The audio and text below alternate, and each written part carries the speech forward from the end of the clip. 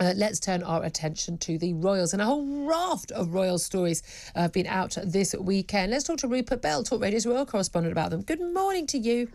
Good morning, Julia. Let's get right to it, because there are an awful lot of stories. Now, the one I think is actually the most significant, although it's sort of inside story, not on the front pages, was about King Charles's Prince's Foundation. This foundation that's had a lot of investigations after basically large donations from Middle Eastern potentates have ended up leading to, in at least one case, an honour being bestowed upon said Middle Eastern potentate, and a letter which is now being investigated by the police and the Crown Prosecution Service, offering effectively an honour in return for cash by one of his members of staff. But it emerged this weekend that the Prince's Foundation has accepted £4.5 million in donations from Qatar.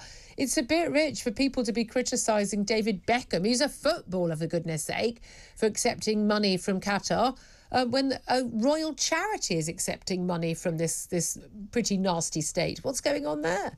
Well, there's an awful lot of hypocrisy around Qatar on all levels. And in fact, sport has got itself embroiled, whether you agree with Newcastle, Saudi Arabia and everything.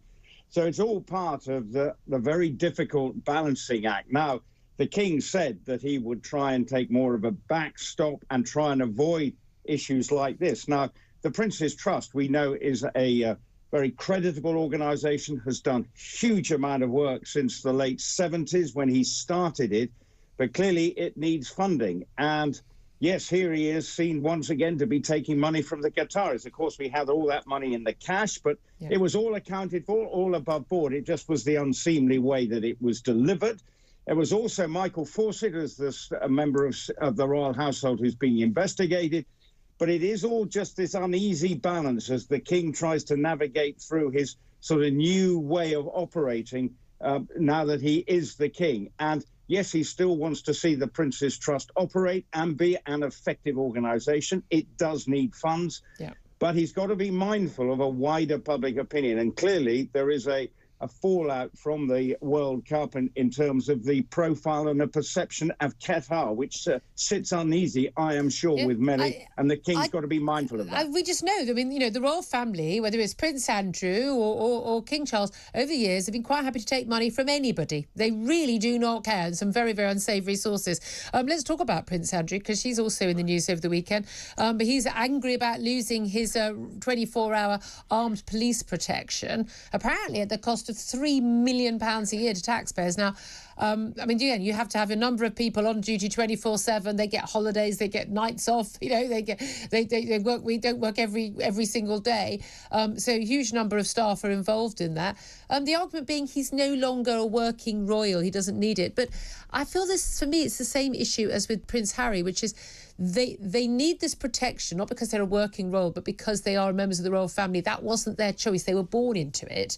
And therefore, he either needed it, a year ago or today, or he doesn't, or he needs it now. But he can't. He doesn't suddenly not need it. He doesn't suddenly not face a threat. Surely, he doesn't. He clearly faces a threat. I think it's actually the level of the protection that we're talking about, because clearly, while he is within a sort of royal confines, there will be some level of protection. What it is, he doesn't get out and about like he used to. So there is no need for the level of protection that he once had.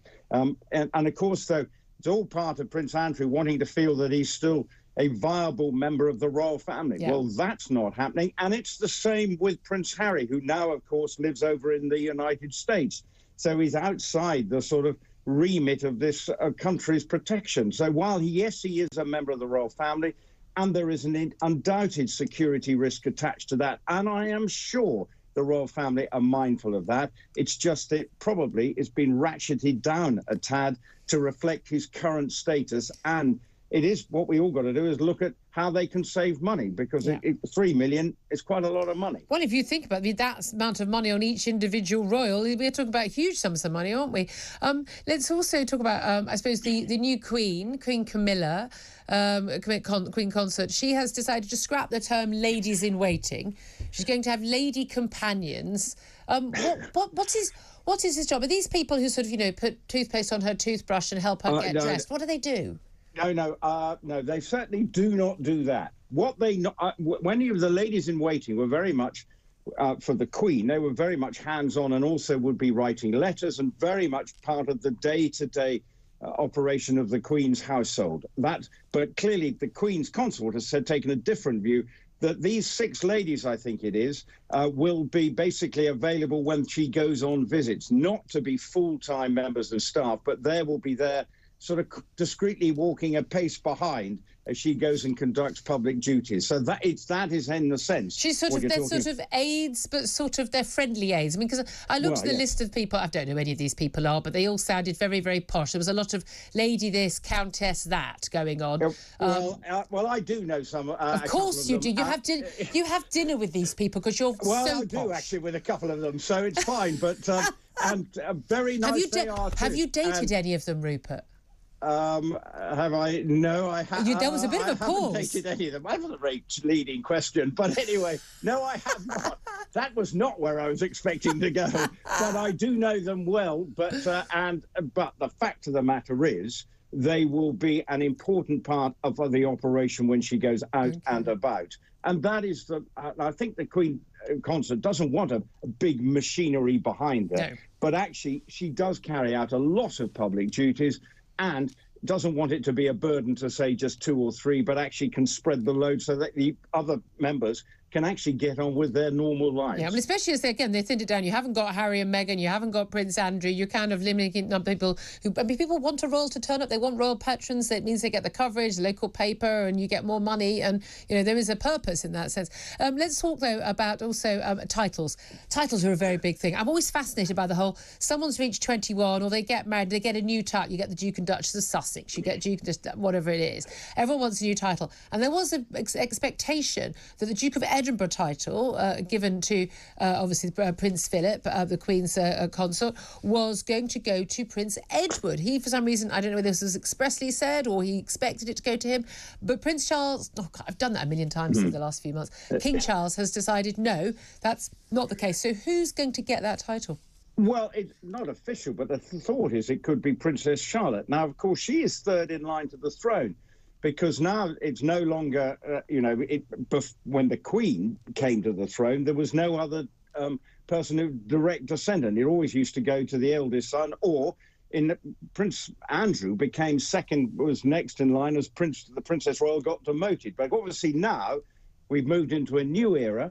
Princess Charlotte is now third in line to the throne. Now, if Prince George doesn't have any children, she will become Queen. Yeah. And that's the way it works. And now they feel within the royal family that perhaps being the Duchess of Edinburgh would be a more sort of reflect her status within the royal family. Now, it's not confirmed, but clearly there had been the expectation, because Prince Edward and his work with the Duke of Edinburgh Trust, and the fact that Prince Philip had sort of said, well, perhaps we could give it to Prince Edward, but now the King may be taking a different view as to what to do with this particular title. But it's all reflecting the slight change to the royal family in the way the succession has changed. I think it was in 1983. It was while Kate was pregnant, yes. They decided that actually, yes, the idea that it was a girl could be superseded by a boy, and that was when she was pregnant with George the first time. Just finally, the Queen, in a wonderful book by Gyles Brandreth, who very much does know the royals properly, and he's in this serialisation, it's emerged that the Queen described Harry as perhaps a little over in love with Meghan, which I rather love. It's a wonderful understatement from the Queen.